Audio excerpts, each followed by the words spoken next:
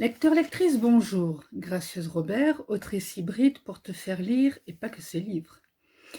Ma présentation est en fin de vidéo, ou si tu préfères, sur mon site en description pour tout savoir de moi. En attendant, bon visionnage de ce retour de lecture. Lecteur, lectrice, bonjour. Gracieuse Robert en ligne pour parler du dernier livre que j'ai lu, Leodanzia Datta, de Jean-Marc Devos. Donc, il me l'avait passé il y a un bon moment maintenant pour que je puisse le lire et que j'en fasse un retour. Et je l'ai enfin lu, Jean-Marc. Comme quoi, tout vient t'attendre à qui sait t'attendre. Et à beaucoup de patience, comme dans mon cas. Alors, Léodanzia, ça vient de Léodium liège. Et Léodiensis liégeois, liégeoise. Et alors après, nous avons datum. Je ne suis pas très douée en latin. Don, chose donnée, ou alors data, fait, donné, connu d'eux-mêmes ou par la science, peut hésiter, et seulement dans cette locution, les data, les desiderata. Et en anglais, c'est données informatiques. Personnellement, c'est plutôt de data, données informatiques qui me parle, de par mon métier, entre autres. Comment ? Donc, comment expliquer ce roman qui est un roman de science-fiction ? Alors, d'un côté, science-fiction, d'un autre, peut-être pas tant que ça. Les complotistes vont adorer ce genre de roman. Et comme il dit, au moment où vous lirez ces lignes, la réalité aura peut-être dépassé cette œuvre de fiction. Et donc, il lui a été conseillé d'insérer la déclaration suivante.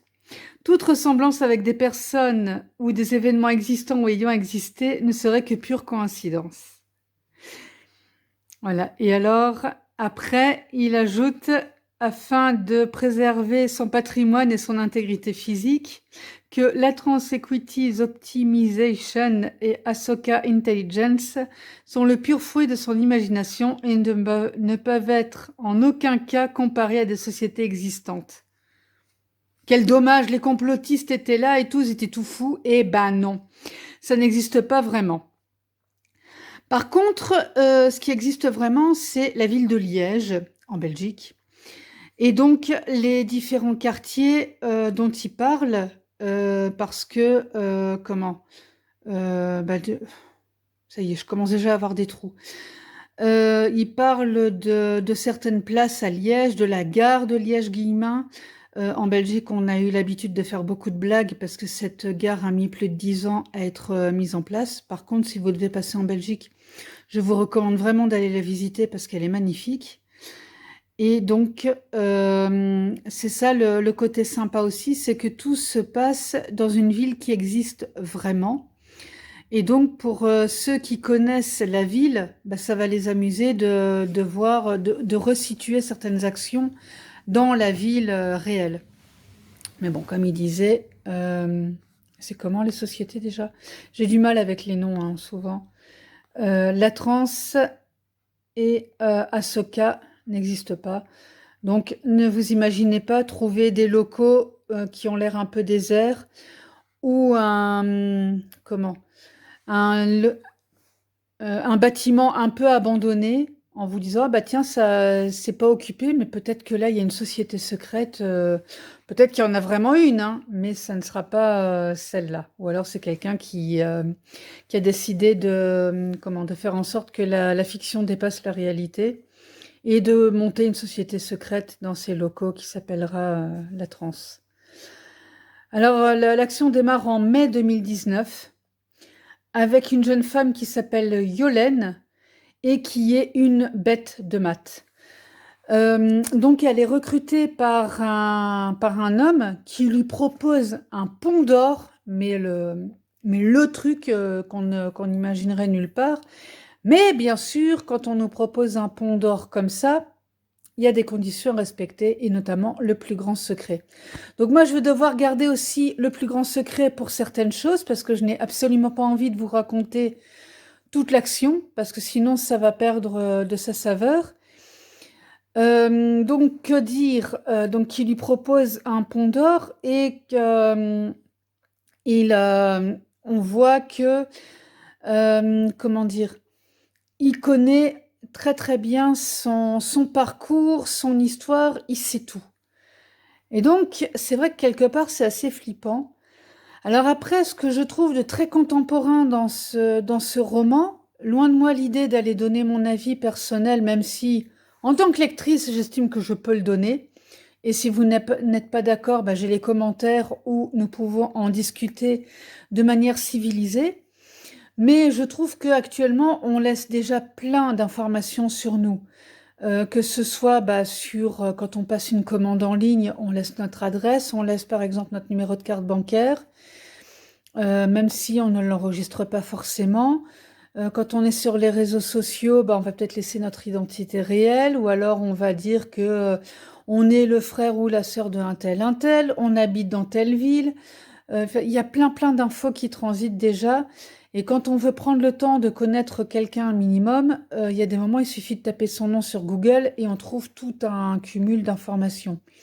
Après, si on a déjà des petits accès sur des bases de données auquel on peut avoir accès de manière légale en ayant une autorisation, avec un numéro de sécurité sociale ou un numéro de, comme en Belgique, le numéro de registre national. On va savoir où la personne travaille, où elle habite, son adresse officielle directement, éventuellement son numéro de téléphone, les impôts qu'elle paye, dans quelle société elle travaille, etc., etc., les voyages qu'elle a fait. Enfin bref, on a plein plein d'informations déjà directement en ligne. Donc voilà, c'est sûr que c'est assez flippant. Mais à l'heure actuelle, cette société, on est obligé de laisser une trace quelque part. Et notamment quand on travaille, qu'on a une activité rémunérée, on doit avoir un compte en banque. C'est fini l'époque où on était payé de la main à la main. Maintenant, tout doit être tracé.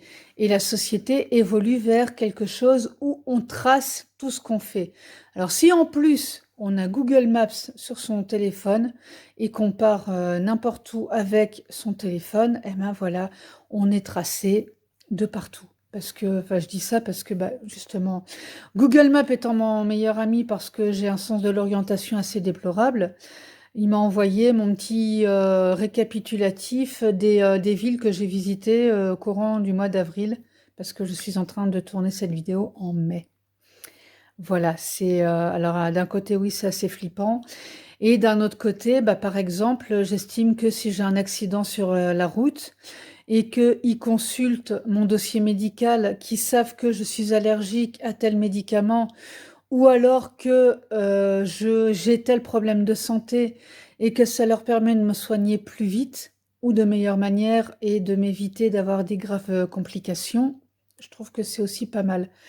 Alors voilà, c'est un choix à faire, mais oui, en effet, dès qu'on fait un choix, ben, on renonce à autre chose.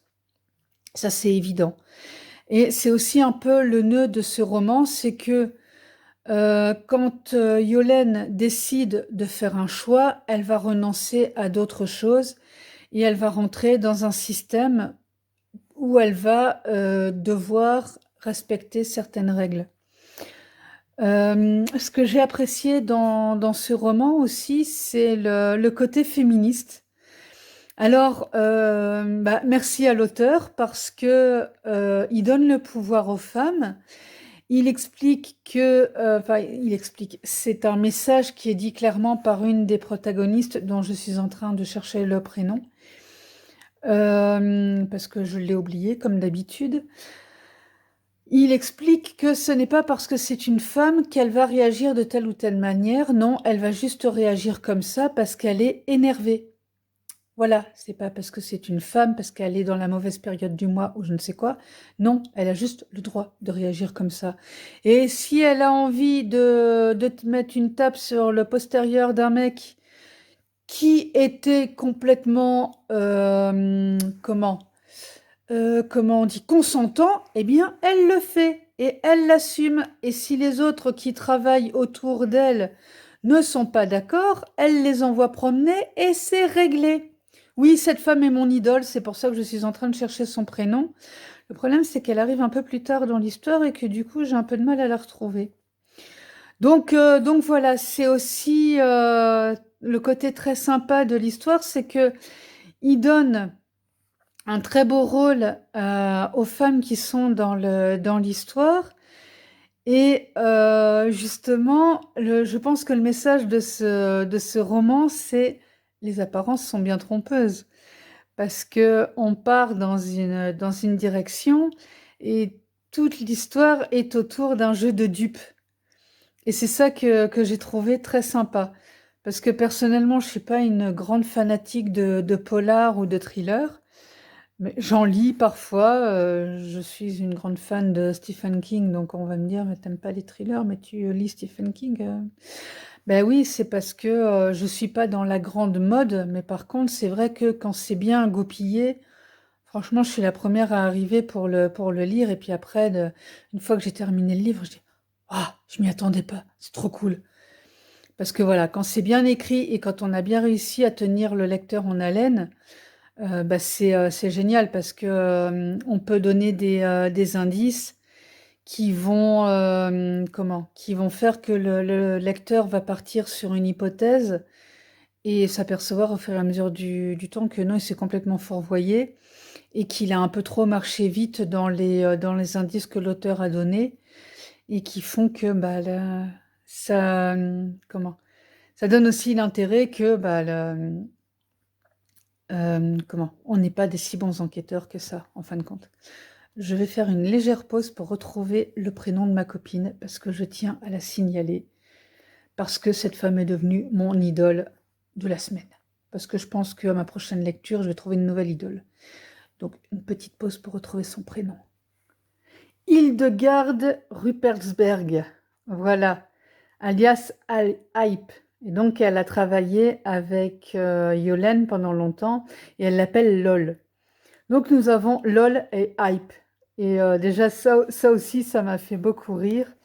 Et nous avons un autre héros qui est plus un anti-héros qu'un héros, c'est Goliath Stilton. Alors j'ai juste envie de dire pourquoi? Parce qu'il arrive des péripéties à Goliath et enfin, à la fin j'ai juste dit mais pourquoi? Enfin soit. Donc en gros, cette histoire est vachement bien ficelée. Et ce qui est marrant, c'est justement quand on prend un peu de recul par rapport à tout ce qu'on a vécu courant 2020 et 2021, parce qu'on est quand même presque à la moitié de l'année 2021. Et quand on lit Leodancia Data, on peut se dire, waouh, mais l'auteur est visionnaire ou quoi? Parce qu'il y a plein de choses en effet où on se dit, bah ouais, enfin, complot mondial, je vais pas aller jusque-là, mais en tout cas, il y a des réactions et il y a des manières d'agir qui sont finement analysées, je trouve, et qui sont très très réalistes. Et c'est ça qui est très sympa dans un roman qui, enfin, je considère que c'est de la science-fiction, mais en même temps, dans cette science-fiction, il est très très réaliste sur plein d'aspects. Et c'était très plaisant à lire. Alors, pour terminer, à recommander à qui? Ben, je dirais un petit peu tout le monde parce que c'est une histoire qui se lit vite, qui est pleine alors d'un côté pleine de rebondissements, mais d'un autre, on a une petite vitesse de croisière qui est assez sympa. On passe de Goliath à Yolène, à la société, ah merde, la transe. Et donc, voilà, il y a des chapitres aussi qui sont bien découpés. Et après, bah, on est pris au jeu à chercher le lien entre le Goliath, la société La Transe, Yolène et Hype, enfin, Hildegarde. Et ben pour ça, pour trouver le lien entre ces différents personnages et comment ils vont pouvoir peut-être se rencontrer avec d'autres, hein, parce que bien sûr, volontairement, je n'ai pas cité tout le monde. Il faut lire le livre. Laissez-vous porter. Amusez-vous à Liège. C'est la place du Carré, je pense, hein, dont on parle aussi. Baladez-vous dans Liège, vous allez voir que c'est une ville qui est très dynamique et qui est très sympa.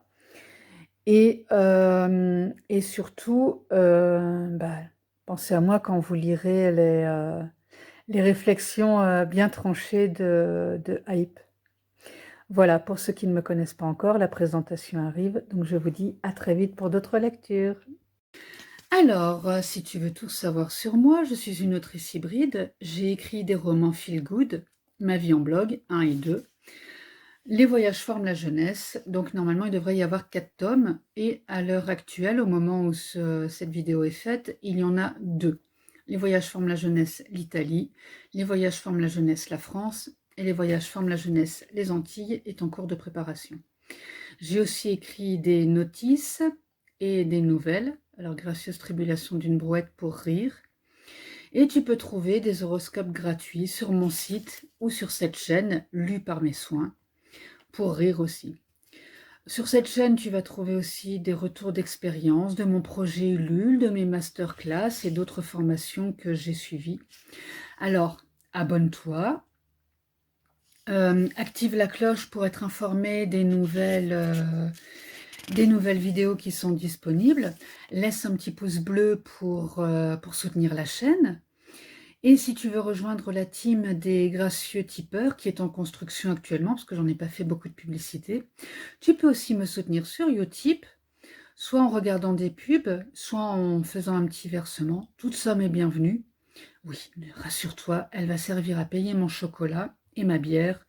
Et peut-être éventuellement mon assistant enverra selon les sommes que je trouverai sur la chaîne à la fin du mois.